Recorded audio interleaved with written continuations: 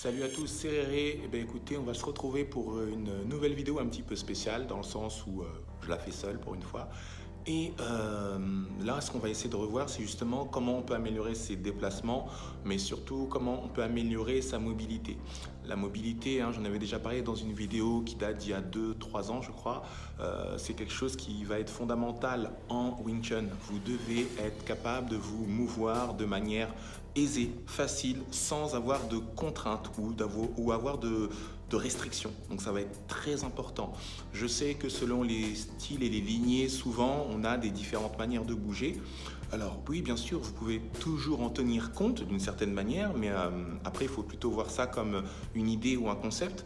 Mais le but, surtout quand on veut faire du Wing Chun dans un mode entre guillemets où on va affronter, on va se confronter à d'autres personnes, à d'autres pratiquants de Wing Chun ou à d'autres disciplines, il va falloir justement aménager sa pratique, aménager son art martial, d'accord? Le faire en quelque sorte évoluer, donc pas forcément changer, mais évoluer pour qu'en fait il puisse s'adapter tout simplement à la nouvelle donne qui est que voilà, le Wing Chun peut s'adapter, peut rivaliser avec d'autres arts martiaux qui sont peut-être d'un point de vue direct plus assimilables en combat, tout simplement. Donc voilà ce qu'on va voir très rapidement. En gros, ce que je vais vous présenter, donc, c'est ce petit carré.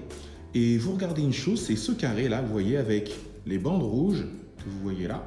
Hop, hop, hop.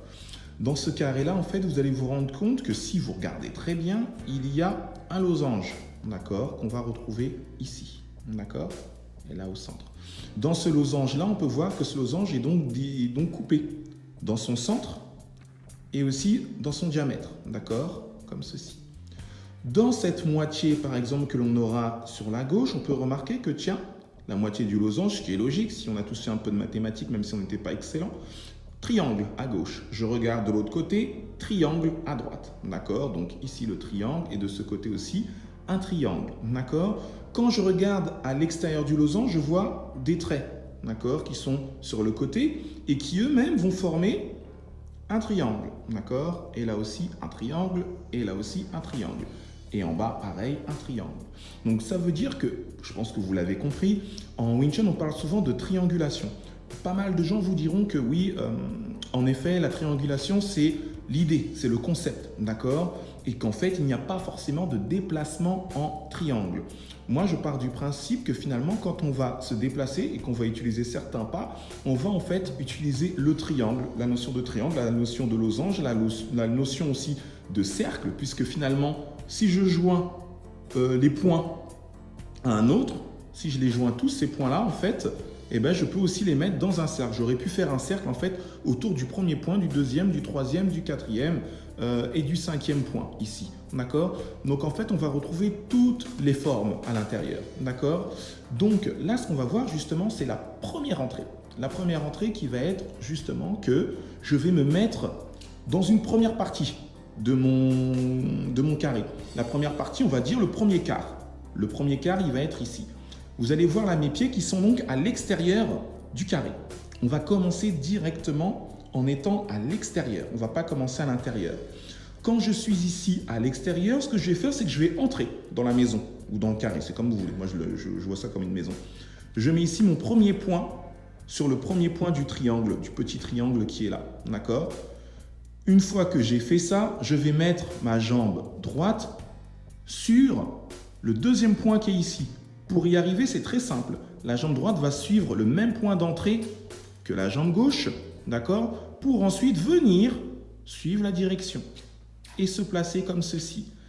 Quand je me place ici, ce que je vais essayer de faire au mieux, c'est que soit je garde ma jambe en effet en l'état, ou sinon je vais essayer d'épouser le côté du triangle, d'accord?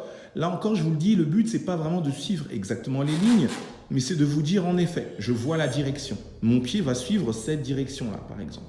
Quand j'ai fait ce premier mouvement, ce que je peux faire, c'est revenir ici pour ensuite revenir sur la base du triangle. Mes deux pieds sont sur la base du triangle, d'accord?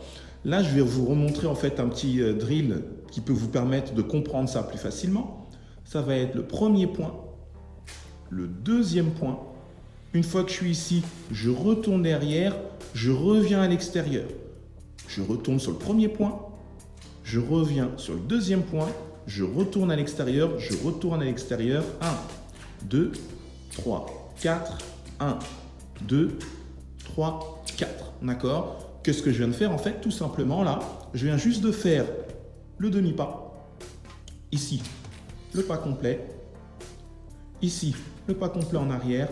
Ici, je reviens en position neutre pour refaire un demi-pas, pour refaire un pas complet, pour refaire un pas complet en arrière, pour refaire un demi-pas. Ici, demi-pas, pas complet en arrière, position neutre. 1, 2, 3, 4. 1, 2, 3, 4. Tout simplement. Ça va être déjà la première chose que vous pourrez utiliser. Quand on va aller un petit peu plus loin, ce qu'on peut faire, c'est un deuxième exercice, quand on a un petit peu bien compris celui-ci, qui va être ce dernier. Ici, 1. Je viens ici, 2. Une fois que je suis passé ici, je reviens en neutre, 3. Je repasse de l'autre côté, 4. Je repasse ici, 5. Je repasse ici, 6. Je reviens ici, 7, 8, 9 et 10. Là, ce qu'on est en train de faire, en fait, c'est juste essayer de comprendre comment je peux reprendre le centre. J'étais en position neutre ou pas d'ailleurs, on le verra après, on pourra le voir aussi en application. Mais ici, hop, je viens reprendre le centre. Si je viens reprendre le centre, forcément, je serai dans une position préférentielle pour frapper, pour striker. D'accord? Donc ça, c'est ce que je vais chercher quand je vais revenir dans le centre. D'accord? Ok. Là, je vous montre maintenant la totalité du premier mouvement. Donc, il va être ici mon demi-pas, ici le pas complet. D'accord? Une fois que j'ai fait mon pas complet, regardez ce que je vais faire. Je vais pivoter. D'accord? Donc, j'ai pivoté sur mon côté gauche. Je reviens de face. Désolé, mes chaussures ont pris un peu l'eau. Une fois que je suis revenu ici, ce que je vais faire, c'est que je vais ressortir 1, 2 et je reviens ici. 1, d'accord? 2, je refais un pivot. 2, 3, je reviens ici. 4, 5, 6, 1, 2, 3, 4, 5, 6, 1, 2, 3, 4, 5, 6, 1, 2, 3, 4, 5, 6. D'accord? À chaque fois, je reviens donc à ma base. Donc ça va être le premier mouvement. Quand on a compris ça et qu'on a donc travaillé, on a pu le voir ici, on a pu donc travailler le demi-pas, ok? Ici, j'ai pu travailler le pas complet, ok? Ici, j'ai pu travailler mon shifting, donc juste ici, le petit pivot, d'accord? Là, on va rajouter un autre pas, d'accord? Ça va être justement le pas en T. Quand je vais travailler mon pas en T, ça va être très simple. Je vais m'assurer que mon pas en T, en fait, ma jambe de devant, elle soit ici, au centre. Ça veut dire que là, quand je viens me poser comme ceci, ma jambe est dans le centre. La jambe arrière, normalement, vous êtes d'accord avec moi, elle va être ici, d'accord? Donc, je suis dans ma position, on va dire, de base. Quand je vais faire ma position T, ça va être très simple. Je vais là faire une position T en gardant cette jambe devant. Techniquement, je pourrais aussi enlever cette jambe pour faire une position T.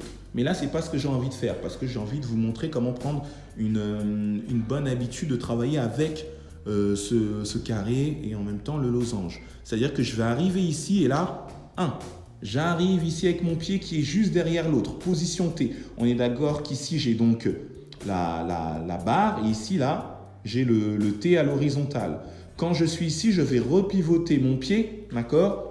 Boum, je repars avec du T. Je repivote, boum, je repars avec du T. Je repivote, boum, je repars avec du T. D'accord? Donc, à chaque fois ici, boum, j'ai du T. Je représente ici, boum, j'ai du T. Quand j'ai envie de faire des mouvements beaucoup plus petits, regardez, je prends la diagonale et là, j'ai du T. D'accord? Je prends la diagonale, j'ai du T. Je prends la diagonale, j'ai du T. C'est ça que je vais essayer de faire. À chaque fois, vous avez vu, je vais adapter et je vais prendre le T. Quand je travaille ici, là, justement, avec ces triangles qui sont comme ça, c'est très simple, hein, c'est qu'en fait, ils ne sont pas forcément adaptés à ma taille. Moi, concrètement, si je devais faire, par exemple, peut-être un demi-pas, hein, je vous dis des bêtises, imaginons que je suis ici, hop, je devrais avancer peut-être jusque-là, d'accord? Peut-être, parce qu'en effet, mon écart de jambes me le permettrait. Quelqu'un de plus petit, peut-être qu'en fait, son demi-pas, il serait là. D'accord? Moi, ce que je veux, c'est que vous ayez un maximum de mobilité. Le maximum de mobilité, ce n'est pas forcément d'arriver là et puis d'arriver là. Plus mes pas vont être grands et plus, en fait, je vais avoir du mal et je vais être lent dans mes déplacements. Donc, c'est pour ça que nous, ce qu'on va essayer de faire, c'est de travailler petit. D'accord? Donc avec tous les déplacements que je vous ai montrés, concrètement, vous allez imaginer que vous êtes sur une route, vous êtes en voiture, d'accord? Donc vos pieds, vos deux pieds là, ça va être vos moyens de locomotion. Je suis ici 1, je me déplace ici avec mon demi-pas, 1, 2, d'accord? Pas complet en arrière, hop, je réavance, 3, je repasse ici, 4, 5, 6, 7, ici 8, 9, d'accord? Hop, ici 10, je reviens ici 11, je repasse, je suis au centre, 1, 2, 3, je me continue à me déplacer, 4, d'accord? Ça va vraiment être ça qui va être important, 5, 6. Le but après, c'est de ne plus forcément tout calculer, mais de se déplacer librement en faisant le plus de triangles possible. Plus vous allez faire de triangles, et plus vous allez voir que ça va être facile pour vous de vous déplacer, d'accord? Donc ça va être très important, vous avez vu là, de pouvoir bouger comme je le souhaite, d'accord? Il n'y a rien qui doit m'empêcher là de bouger comme j'ai envie, d'accord? Hop, hop, hop, ici, hop, là, hop, je repars, ici, je repars ici, je repivote, je recule, je reviens, 1, 2, 3, 4, 5, 6, 7, 8, hop, je repars, je reviens. Ça va être hyper important pour vous, d'accord? À chaque fois, vous allez essayer de construire. Ici, je construis un chemin en m'arrêtant là. Tiens, je peux poursuivre dans le centre, je poursuis. Ici, je pourrais partir là. Diagonale, avancer, je suis coincé. Je me fais un pivot, je reviens ici. Ah, pourquoi pas passer en position T? Pourquoi pas faire un demi-pas? Pourquoi pas reculer, contre-appel, revenir en T? Avancer, faire un pivot, repivoter, revenir, repasser derrière. Je repars. Des fois, si vous vous trompez et que vous ne tapez pas les points, donc ici par exemple, et ici par exemple, ces points-là, on s'en fiche. Ça peut être là, ça peut être là, ce n'est pas très grave. Là, comme je dis, c'est juste une représentation au bout d'un moment qui devra être mentale. Ce que vous voyez ici, en fait, concrètement, ce qu'on est en train de faire, vous devez être capable de le ressortir sur rien. D'accord? Ici, il n'y a rien. Et pourtant, pour moi, là, dans ma tête, j'ai mes triangles. D'accord? J'ai déjà mes chemins qui sont élaboré, d'accord? Là, tout est déjà en place, ok? Donc pour moi, ce ne sera pas un problème de me déplacer et de faire ce que j'ai à faire, d'accord? Donc ce sera à vous de jouer et d'essayer de gérer tout ça. Voilà pour cette vidéo, donc très rapide sur les déplacements et sur justement l'utilisation que moi, je dis bien moi, je fais pour mes déplacements et ma mobilité en Wing Chun. On pourra revenir dessus sur d'autres vidéos. Si pour d'autres personnes ça paraît un petit peu, c'est pas encore clair, je pourrais un petit peu plus le développer. Mais là, c'est vrai que j'ai fait ça assez rapidement. Et une fois que ce sera fait, ben, vous m'en direz des nouvelles. Mais vous allez voir que ça va vraiment vous permettre de développer une plus grande mobilité et surtout apprendre à vous déplacer dans des petits espaces. Faire des pas qui vont être beaucoup moins, comment on va dire ça, qui vont beaucoup moins être visibles, d'accord? Donc, c'est-à-dire qu'ils ne seront pas télégraphiques, d'accord? Donc ça va être très important de ne pas avoir une lecture lisible. Il ne faut pas que votre adversaire ait une lecture lisible de vos déplacements, d'accord? Surtout dans le Wing Chun où souvent on voit des grands déplacements qui font que, bah oui, je t'ai vu arriver, donc derrière, je risque de te faire mal. Donc ça va être très important. Donc moi, je vous remercie déjà pour avoir pris du temps, pour avoir regardé cette vidéo et n'hésitez pas à m'en reparler. Puis je pense que vous pourrez vous référer à une vidéo que j'ai faite, donc là aussi il y a 3 ans, ça s'appelle donc les déplacements, le footwork. Vous allez voir, j'ai un t-shirt jaune dessus où je parle de la même chose mais sans justement le losange et le carré d'ailleurs, et vous allez voir que c'est exactement la même chose. Mais c'est ça, il faut s'entraîner avec différents outils, différentes manières de faire et pas rester dans un précaré que justement on utilise depuis 50, 60, 80 ans.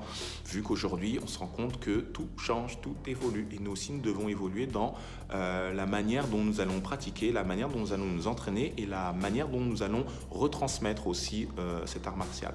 Donc je vous souhaite bon courage et continuez à vous entraîner, quel que soit le linéage dans lequel vous êtes, la lignée, je parle français, anglais, franglais, la lignée dans laquelle vous vous entraînez. Puis voilà, merci bien. Ciao, au revoir.